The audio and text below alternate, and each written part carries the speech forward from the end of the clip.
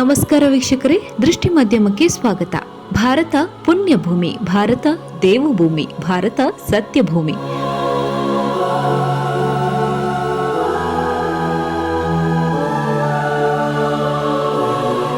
ಜಗತ್ತಿನ ಸುಮಾರು 140 ಕೋಟಿ ಹಿಂದೂಗಳ ಅತಿ ದೊಡ್ಡ ಹಬ್ಬವೇ ಮಹಾಕುಂಭಮೇಳ. ನಾ ಭೂತು ನಾ ಭವಿಷ್ಯತಿ ಎಂಬ ಮಾತಿನಂತೆ ನಾವು ಜೀವನದಲ್ಲಿ ಹಿಂದೆಂದೂ ಕಾಣದ, ಮುಂದೆ ಕಾಣಲು ಸಾಧ್ಯವಿಲ್ಲದ ಹಬ್ಬ ಮಹಾಕುಂಭಮೇಳ.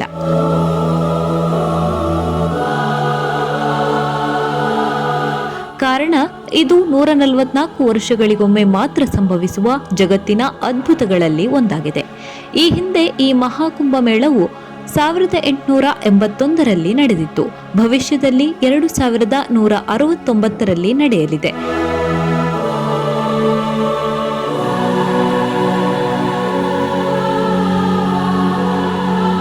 ಮುಂದೆ ಅಂತೂ ಈ ಮಹಾಕುಂಭಮೇಳವನ್ನ ನೋಡಲು ಅಸಾಧ್ಯವೇ ಸರಿ. ಈ ಬಾರಿಯ ಮಹಾಕುಂಭಮೇಳವನ್ನ ಕಣ್ತುಂಬಿಕೊಂಡ ನಾವು ನೀವು ಪುಣ್ಯವಂತರು.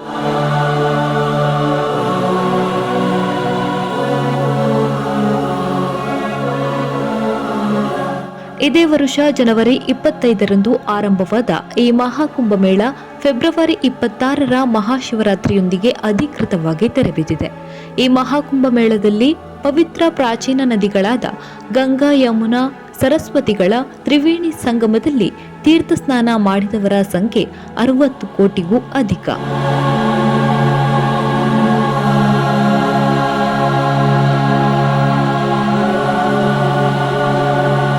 ಸುಮಾರು 2 ತಿಂಗಳುಗಳ ಕಾಲ ನಡೆದ ಈ ಬೃಹತ್ ಹಬ್ಬದಲ್ಲಿ ಅನೇಕ ಸನ್ಯಾಸಿಗಳು, ಸಾಧು ಸಂತರು, ಅಘೋರಿಗಳು, ನಾಗಸಾಧುಗಳು ಎಲ್ಲರೂ ಒಂದೇ ಕಡೆ ಸೇರಿ ಈ ಹಬ್ಬವನ್ನ ಪವಿತ್ರಗೊಳಿಸಿದ್ದಾರೆ.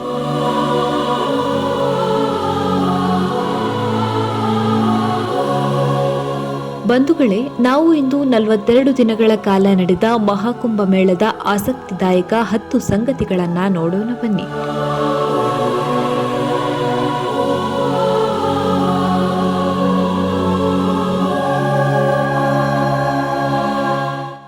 64 ಕೋಟಿ ಜನ ಭಕ್ತರು ಭಾಗಿ.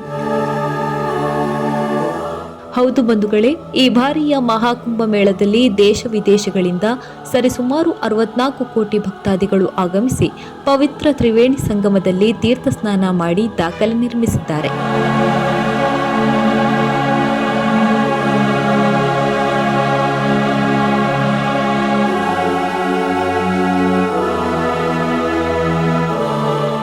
ಕರ್ನಾಟಕದ ಜನತೆಯ ಮನಗೆದ್ದ ನಾಗಬಾಬಾ ಧನಂಜಯಗಿರಿ ನಾಗಸಾಧು.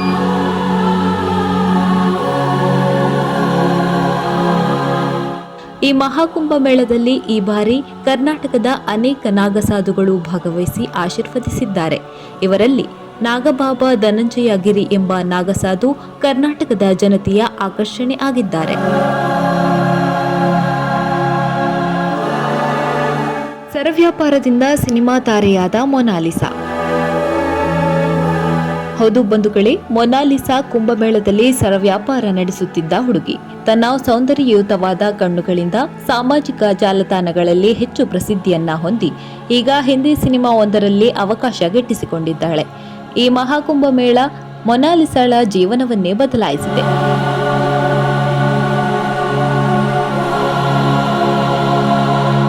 ಗಿಡಮೂಲಿಕೆಯ ಕಡ್ಡಿಗಳಿಂದ ಲಕ್ಷ ಲಕ್ಷ ಸಂಪಾದಿಸಿದ ಹುಡುಗ.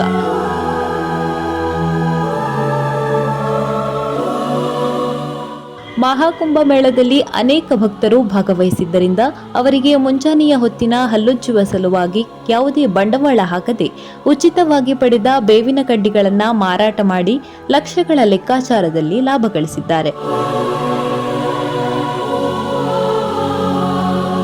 ತ್ರಿವೇಣಿ ಸಂಗಮದಲ್ಲಿ ಮೀಂದೆದ್ದ ಮುಸಲ್ಮಾನ ಬಂಧುಗಳು. ದೇಶ ವಿದೇಶಗಳಿಂದ ಅನೇಕ ಮುಸಲ್ಮಾನರು ಮಹಾಕುಂಭ ಮೇಳದಲ್ಲಿ ಭಾಗವಹಿಸಿದ್ದಾರೆ. ಅದರಲ್ಲೂ ನಮ್ಮ ಕರ್ನಾಟಕದಿಂದ ಕರ್ನಾಟಕದ ಸಭಾಪತಿಗಳಾದ ಸನ್ಮಾನ್ಯ ಯುಟಿ ಖಾದರ್, ರಿಪೋರ್ಟರ್ ಮುಮ್ತಾಜ್ ಹಾಗೆ ಇನ್ನೂ ಹಲವಾರು ಇಸ್ಲಾಂ ಬಂಧುಗಳು ಪವಿತ್ರ ತ್ರಿವೇಣಿ ಸಂಗಮದಲ್ಲಿ ಮೀಂದೆದ್ದಿದ್ದಾರೆ.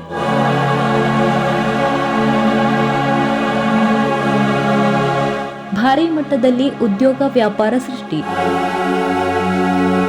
ಈ ಬಾರಿಯ ಮಹಾಕುಂಭ ಮೇಳದಲ್ಲಿ ಕೋಟಿ ಕೋಟಿ ಭಕ್ತರು ಭಾಗವಹಿಸಿದ್ದರಿಂದ ಅಲ್ಲಿ ವ್ಯಾಪಾರಿಗಳಿಗೆ ಹೆಚ್ಚು ಉಪಯೋಗವಾಗಿದೆ. ರಿಕ್ಷಾ ಚಾಲಕರಿಂದ ಹಿಡಿದು ದೋಣಿ ಮಾಲಕರವರೆಗೆ ಲಾಭದಾಯಕವಾಗಿದೆ ಈ ಕುಂಭಮೇಳ. ಮಾತ್ರವಲ್ಲ, ಅನೇಕ ಸ್ಥಳೀಯರಿಗೆ, ಭಾರತೀಯರಿಗೆ ಅಲ್ಲಿ ಕೆಲಸ ನಿರ್ವಹಿಸುವ ಅವಕಾಶ ದೊರೆತಿದೆ.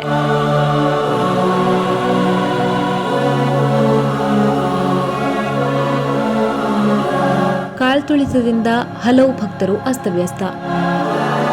ಮಹಾಕುಂಭ ಮೇಳದಲ್ಲಿ ಜನಸಾಗರ ಒಂದೆಡೆ ಸೇರಿದ್ದರಿಂದ ನೂಕುನುಗ್ಗಲು ಸಂಭವಿಸಿ ಕೆಲವು ಭಕ್ತರು ಕಾಲ್ತುಳಿತಕ್ಕೆ ಒಳಪಟ್ಟಿದ್ದಾರೆ. ಅವರಲ್ಲಿ ಕೆಲವರು ಸಾವನ್ನಪ್ಪಿದ ಘಟನೆಯೂ ನಡೆದಿದೆ.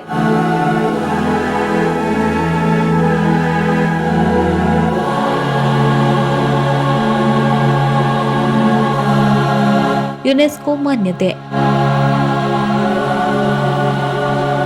ಮಹಾಕುಂಭ ಮೇಳವನ್ನ ಯುನೆಸ್ಕೋದ ಮಾನವೀಯತೆಯ ಅಮೂರ್ತ ಸಾಂಸ್ಕೃತಿಕ ಪರಂಪರೆಯ ಪ್ರತಿನಿಧಿ ಪಟ್ಟಿಯಲ್ಲಿ ಸೇರಿಸಲಾಗಿದೆ.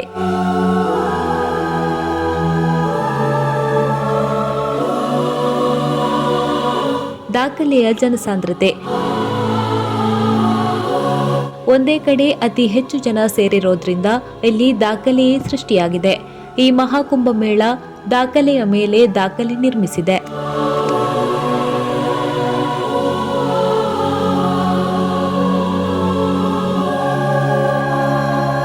ಅಂದಾಜು 4 ಲಕ್ಷ ಕೋಟಿ ವ್ಯಾಪಾರ ವಹಿವಾಟು.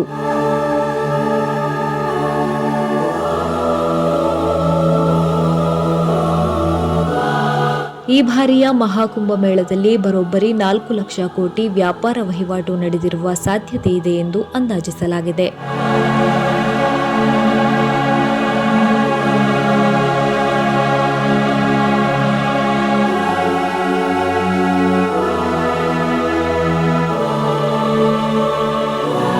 ನೋಡಿದ್ರಲ್ವಾ ಬಂಧುಗಳೇ, 144 ವರ್ಷಗಳಿಗೊಮ್ಮೆ ಜರುಗಿದ ಈ ಮಹಾಕುಂಭ ಮೇಳದ ಪ್ರಮುಖ 10 ಹಲವಾರು ಸಂಗತಿಗಳನ್ನ.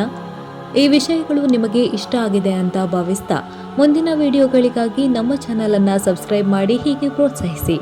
ಪ್ರಯತ್ನ ನಮ್ಮದು, ಬೆಂಬಲ ನಿಮ್ಮದು. ಧನ್ಯವಾದಗಳು.